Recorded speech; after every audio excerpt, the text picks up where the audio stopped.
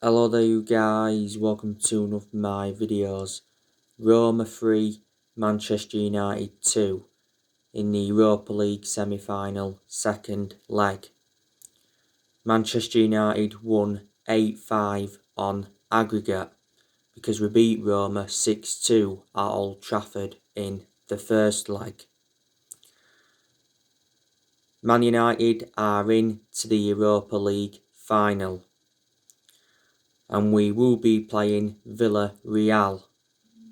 It's Ole Gunnar Solskjaer's first major final as Manchester United manager.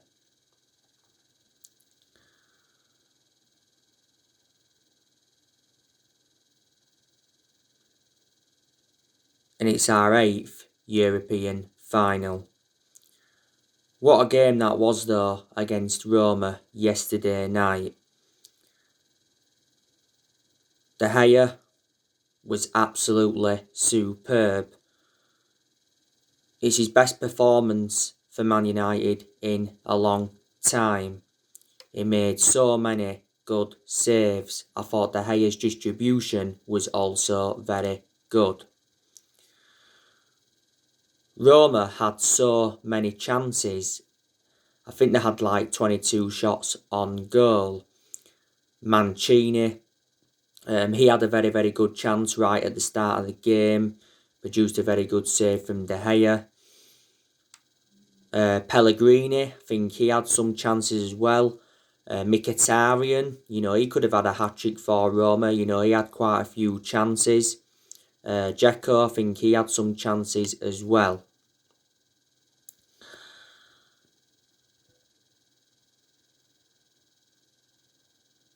Edinson Cavani, superb again.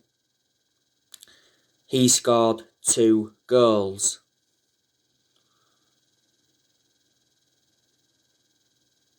His first goal was very, very good. Made a very, very good run. It was a good pass from Fred, and Edinson Cavani finished it off.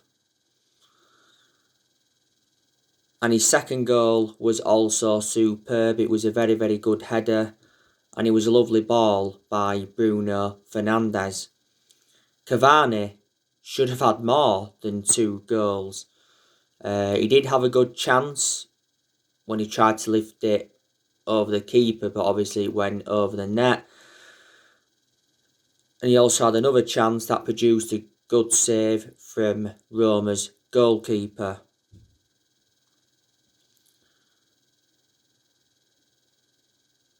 I hope Cavani stays at Manchester United for next season. I presume a lot of United fans would like him to stay for next season, and so too would Ole Gunnar Solskjaer.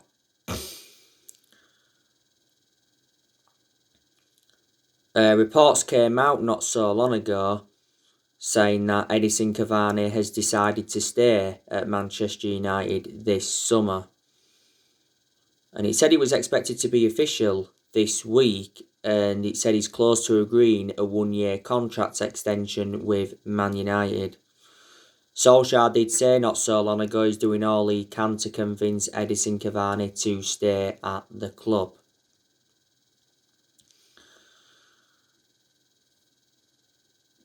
Fred, I've got to give him credit. I thought he enjoyed a good game. He was partly to blame for Roma's second goal because he got dispossessed. But apart from that, I thought his performance was good. Fred kept the ball well, got in some good positions. He was tenacious. And defensively, he was good. Obviously, Fred got the assist for Cavani's first goal. Bruno Fernandes, I thought he enjoyed a good game. Actually had a good chance in the game, so should have got his name on the score sheet. There was one part when he tried a scorpion kick, but he missed it completely.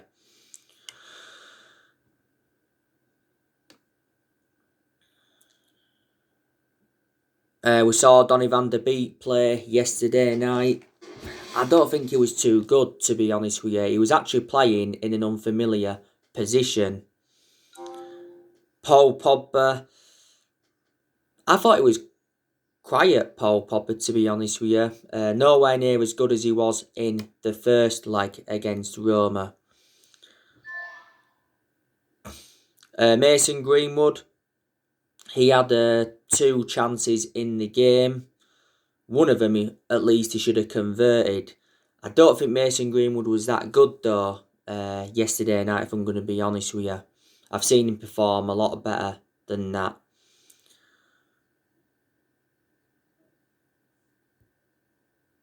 Luke Shaw, I wouldn't say he was poor, but I'd say it was an average performance by Luke Shaw. I've seen him play much better. Made a poor mistake, didn't he, in the game, and that could have been costly.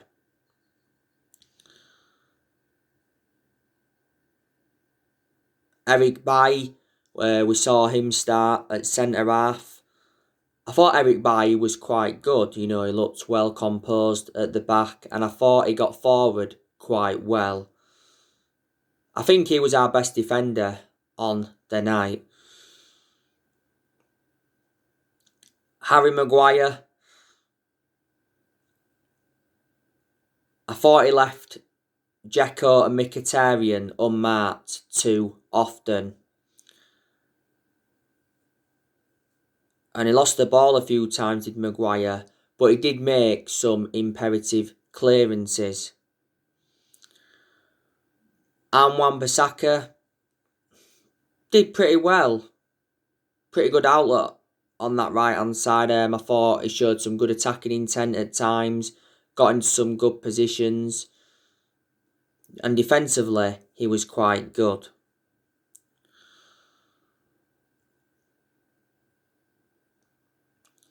We obviously brought substitutions on in the game. We saw Rashford come on. Matic came on. Brandon Williams came on. Alex Telles came on. And Juan Mata came on. So brought 5 substitutions on.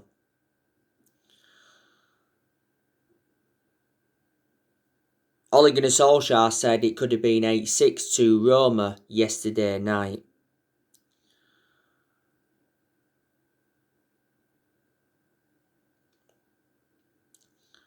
Roma's goals obviously came from Edin Dzeko. He scored the first goal.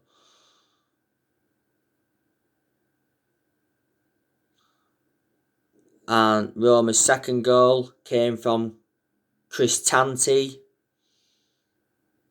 Pretty good finish as well. And their third goal was an own goal by Alex Telles. Pedro Rodriguez, he got an assist for Roma, and Lorenzo Pellegrini got an assist. I think Lorenzo Pellegrini was Roma's best player over the course of the 2 legs.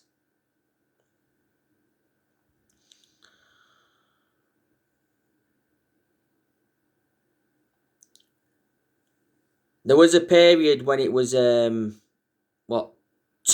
to Roma, where they had so many chances in the space of 2 or 3 minutes. And Roma could have got that third goal, and then it definitely would have been game on. But luckily, Cavani came up with that superb header.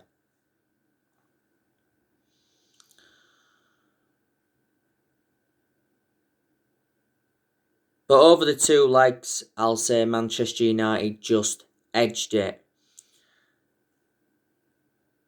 In the first leg, I thought it was sensational in the second half. But in the first half, we was very, very poor. We was trailing 2-1 at half-time in the first leg.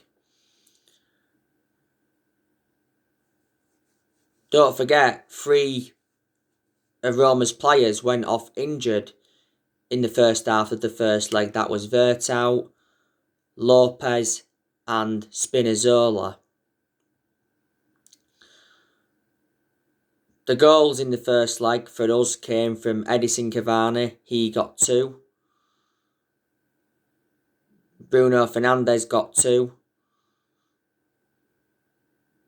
Pogba scored and Greenwood came off the bench and scored. And Roma's goals in the first leg came from Lorenzo Pellegrini, obviously from the penalty spot.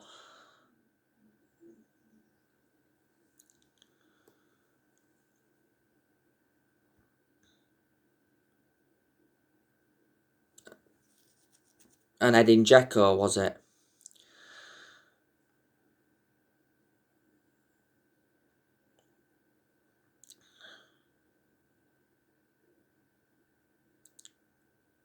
Roma have already announced that Paulo Fonseca will be leaving them at the end of the season.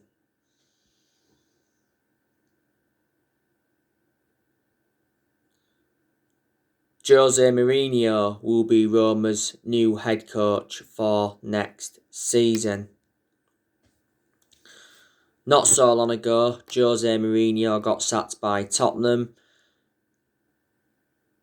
We also sacked him back in December 2018.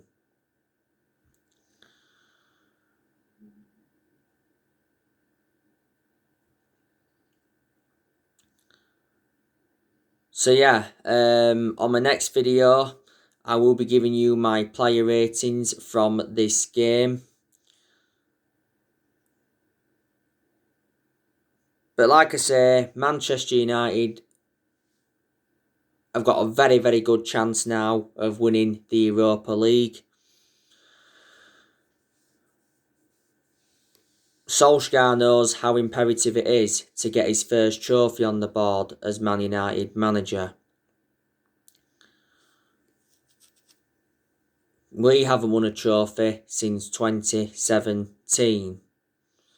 Solskjaer did say the other month that winning trophies can be an ego thing.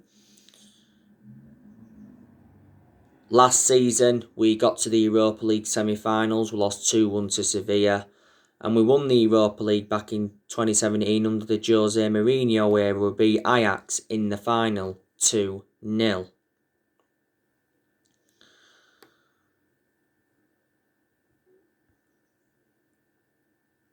Now, our next game is Aston Villa in the Premier League. It's on Sunday. The preview for that game will be coming up later on today.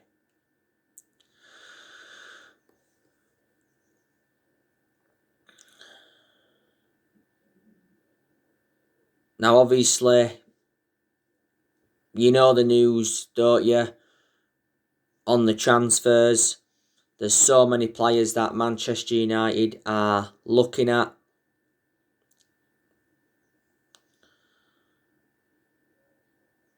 Now, I just want to give you some more news on Jadon Sancho from Borussia Dortmund. So, Fabrizio Romano has given us an update on Jadon Sancho. Fabrizio Romano said that Jadon Sancho would be 100% happy to join Manchester United this summer. Romano said that Sancho was keen on a move to Man United last summer. But he says we've got to move quickly if we are to get him on the board. Borussia Dortmund have confirmed already that they've got a gentleman's agreement with Sancho over a possible transfer.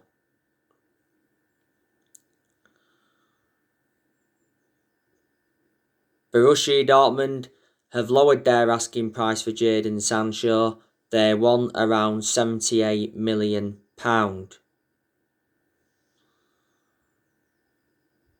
We spoke with Jadon Sancho's representatives over a potential move.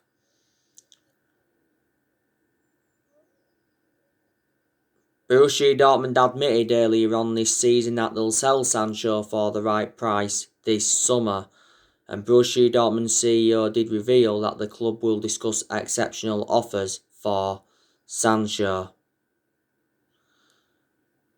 Chelsea have recently entered the race for him, and Liverpool have been in for him.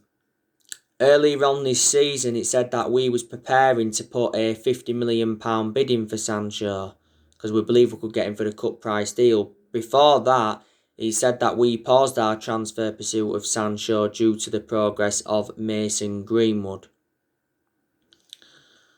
Now, last summer, Jadon Sancho was our number one priority target. And Sancho at Man United last summer was extremely close. The personal terms had been agreed, the agent fees had been agreed, and even a contract had been agreed. But we couldn't come to an agreement on an actual fee, so that's what the stumbling block was. Dortmund were demanding 108 million, and we was reluctant to meet their 108 million valuation. We was only willing to pay so much up front. Dortmund made it clear to us last summer that we had until the 10th of August to sign the player. We obviously missed out on that deadline, so Sancho remained at Dortmund. And Fabrizio Romano, who's a very reliable Italian journalist and close to Man United, he's spoken a lot about the Sancho saga, and so too has Bill's Christian Fark.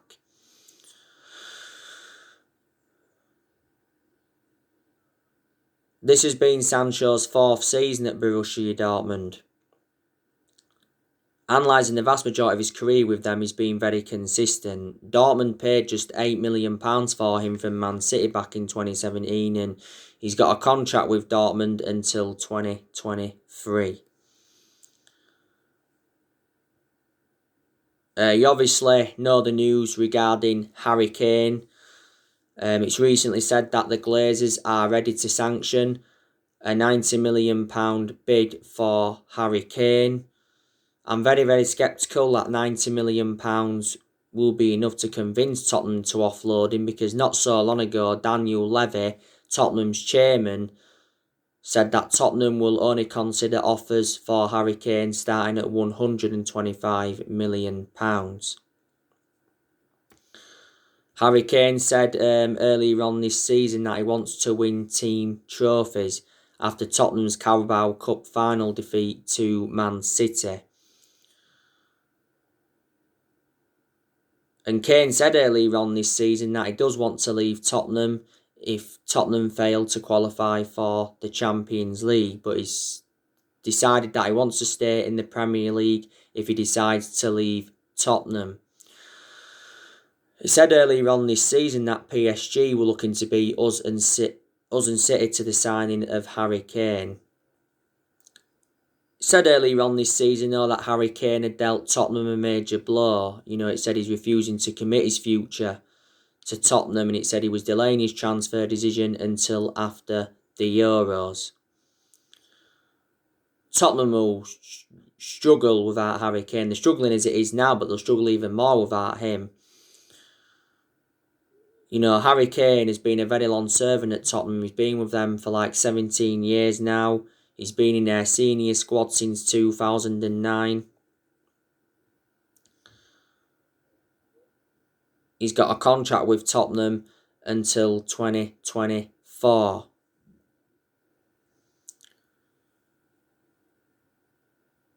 Kane's won the Golden Boot a couple of times at Tottenham, reflecting on his good performances. He's had a few loan spells before with Leyton Orient, Millwall, Norwich and Leicester.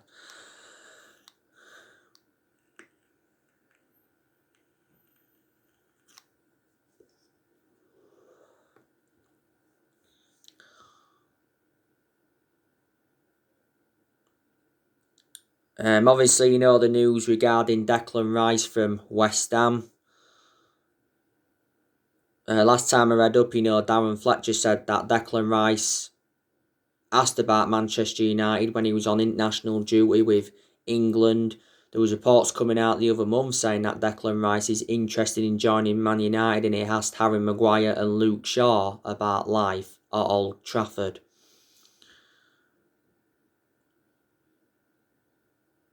It says West Ham were demanding like £100 million. £100 million is too much for Declan Rice, but I'd certainly take him at Manchester United. Main explanations is because he dramatically improves us. He's predominantly a holding midfielder, and we're in search for the holding midfielder. He's well Premier League proven and he's still young and he's got a lot of development in him. They're the reasons. And Declan Rice has been at West Ham for 7 years now. You know, he's got a contract with them until 2024. Before he was at West Ham, was at Chelsea, was in their youth setup, but he never got in Chelsea's first team, did he? He was in their youth setup for a while. Said earlier on this season, though, that Solskjaer agreed with our recruitment team that Declan Rice would be the perfect signing for the club. Said earlier on this season that we was exploring a swap deal involving Declan Rice and Jesse Lingard. Jesse Lingard obviously wants a permanent move away from Man United, and there's a very, very good chance that West Ham will get Lingard permanently because he's made a fantastic impact since he's gone out on loan.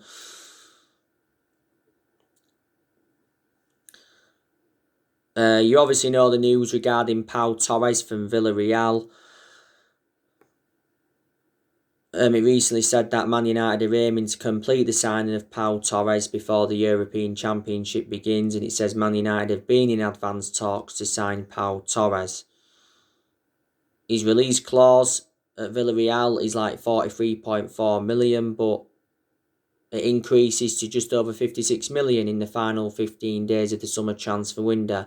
Anyway, Villarreal want us to meet his release clause. There's been quite a few centre-halves on our agenda. It said earlier on this season that Solskjaer had drawn up a 6-man centre-back shortlist. But we may not even get a centre-half now because not so long ago, Eric Bailly signed a new contract with Man United until 2024. And obviously there's an option for the further year.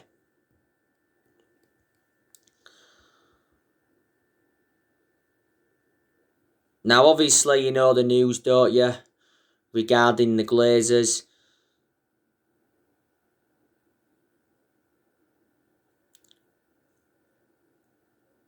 We were supposed to play Liverpool on the 2nd of May at Old Trafford, but obviously it got postponed because hundreds of our fans went inside Old Trafford and invaded the pitch. They protested against the Glazers. Anyway, as you all know, the Man United-Liverpool game has been rearranged for Thursday, the 13th of May. More protests are planned at Old Trafford. Will the Old Trafford protests force the Glazers out of the club? The other week, our fans protested against the Glazers at Carrington. Some of our fans blocked entrances into the Carrington training ground to protest. And obviously there was banners saying MUFC 20, 51%. We decide when you play and Glazers out.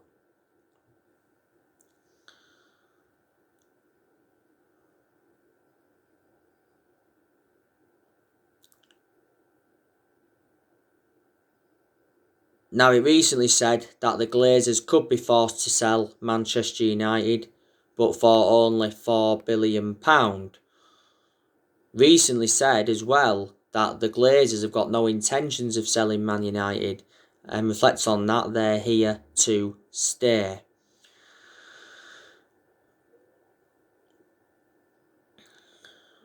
Not so long ago, the Red Knights told the Glazers to sell Manchester United. Avram Glazer recently refused to apologise over the European Super League. Don't forget Sky News caught up with him in Florida and Avram Glazer refused to answer any questions. Solskjaer did recently say though that the Glazers have apologised to him. Solskjaer did say prior to the game against Roma that the violent incidents went too far, but he did say that the club need to listen to the fans.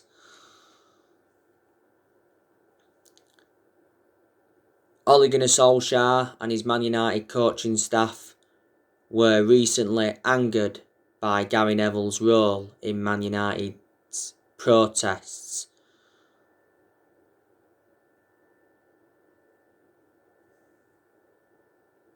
Gary Neville has had quite a few things to say about it.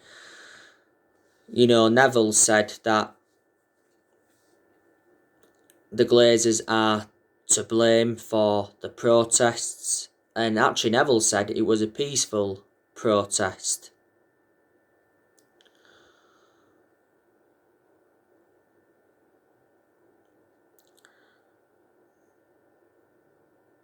Ole Gunnar Solskjaer said a few weeks ago now that the Glazer family will not sell Man United, and he said Joe Glazer loves the club. This is what he told protesters. But yeah, we get the Glazers out. I'm kind of sure it would be the right decision by Man United,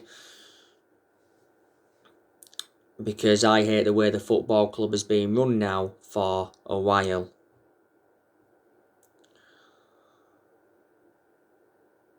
The Glazers have been at Manchester United for 16 years. They bought the club for 500 million back in 2005. So we've got to recommend new owners in. You obviously know the news, don't you, regarding Ed Woodward. Got announced quite a few weeks ago that he resigned as Manchester United vice chairman, and he will stand down at the end of the year. I presume all United fans were delighted with the news regarding Ed Woodward, because we've been very critical of him for a long time.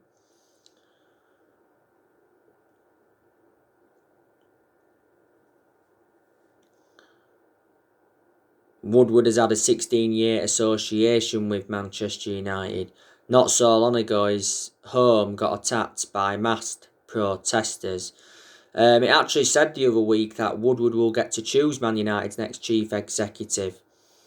And it says there could be 5 candidates that we could look at. And it did say that Edwin van der Sar was the favourite to replace Ed Woodward. Apparently, though, the Glazers have a 3-man shortlist to replace Ed Woodward. Don't forget, Woodward said earlier on this season that I believe Solskjaer is the right man to lead the club forward, and he released a statement regarding Solskjaer and the players, and he says the progress by Solskjaer and the players this season is clear. And even when he was enjoying them really bad periods under Ole and he was close to getting sacked, Woodward come out and showed his support for Ole Gunnar Solskjaer several times.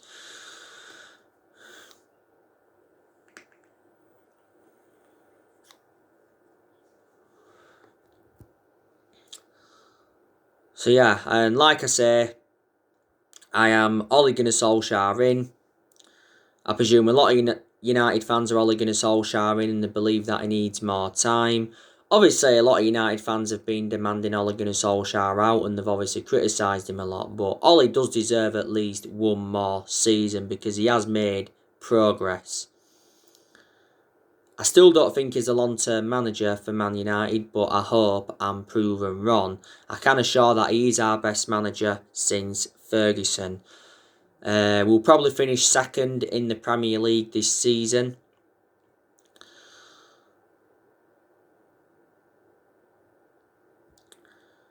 Which is good.